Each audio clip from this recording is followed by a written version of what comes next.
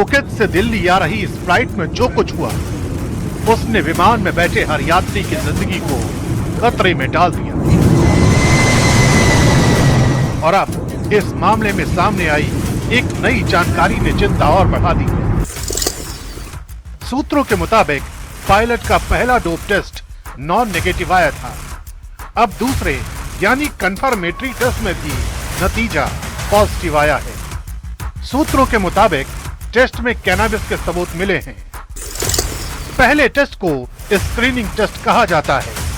इसमें पायलट के सैंपल में कुछ ऐसा मिला जिसके बाद टेस्ट नॉन नेगेटिव आया, यानी शक पैदा हुआ, लेकिन इसे अंतिम नतीजा नहीं माना गया। इसके बाद उसी सैंपल की ज्यादा सटीक जांच की गई। सूत्र बताते हैं कि दूसरे टेस्ट में मैरिजुआना यानी कैनाबिस की पुष्टि हुई। अब यही नतीजा इस पूरे मामले को बेहद गंभीर बना रहा है। डोप टेस्ट सिर्फ एक नशे की जांच नहीं है। पायलट और क्रू की जांच में ऐसे कई पदार्थ देखे जाते हैं जो दिमाग और शरीर की सामान्य कार्यक्षमता को प्रभावित कर सकते हैं। इनमें cannabis, cocaine, amphetamine, methamphetamine, opioids और कुछ नींद या तनाव की दवाओं से जुड़े पदार्थ शामिल हो सकते हैं। क्योंकि कॉकपिट में छोटी सी चूक भी सैकड़ों जिंदगियों पर भारी पड़ सकती है। अब उस घटना को समझिए जिसने इस मामले को इतना गंभीर बना दिया। दरअसल फुकेत से दिल्ली आ रही फ्लाइट में झारसुगुड़ा के पास अचानक विमान की ऊंचाई में गिरावट आई। पोस्ट फ्लाइट रिपोर्ट में कुल 13 फॉल्ट मैसेज दर्ज हुए।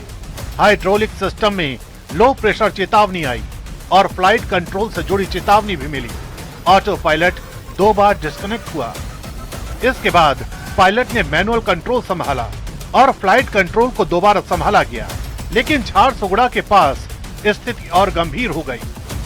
को पायलट को टेक नोज डाउन का निर्देश दिया गया। इसके बाद विमान अचानक नीचे की तरफ गया और यात्रियों को नेगेटिव जी फोर्स का सामना करना पड़ा।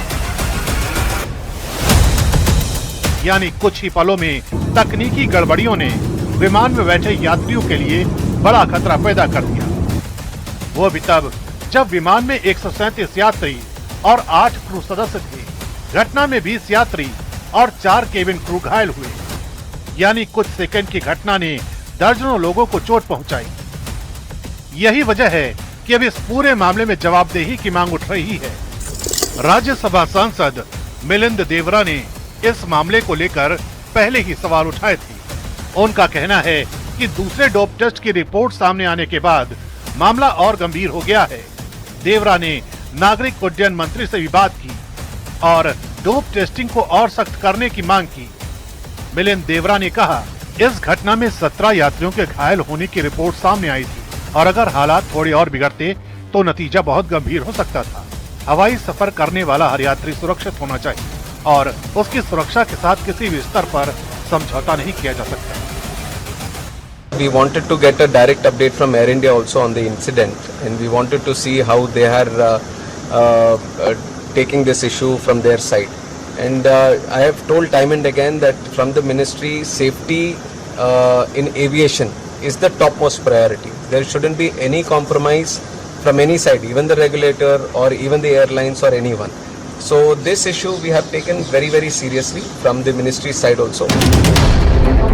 सवाल सिर्फ ये नहीं कि फ्लाइट में तकनीकी खराबी क्यों आई, सवाल उससे भी बड़ा है। क्या किसी ऐसे पायलट को विमान उड़ाने की इजाजत मिल सकती है जिसके डोप टेस्ट को लेकर गंभीर सवाल है? क्योंकि विमान में बैठे यात्री सिर्फ टिकट खरीदते हैं, अपनी जिंदगी किसी और के हाथ में सौंपते हैं। और अगर सुरक्षा के नियमों में जरा सी लापरवाही हुई तो ये गलती नहीं, सैकड़ों जिंदगियों के साथ खिलवाड़।